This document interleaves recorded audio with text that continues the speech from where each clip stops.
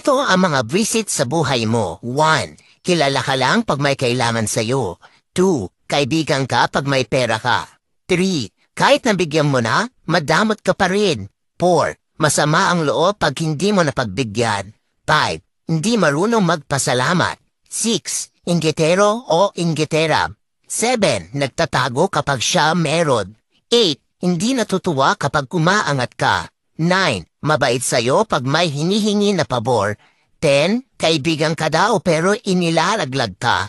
11. Nag-e-imbento ng kwento sa ibang taong kausap para mapagtakpan ang masamang ugali niya. Kaya lagi mong tatandaan na ang pagiging mabuting tao ay hindi basehan sa kung ano ang natapos mo o anong relihiyon mo.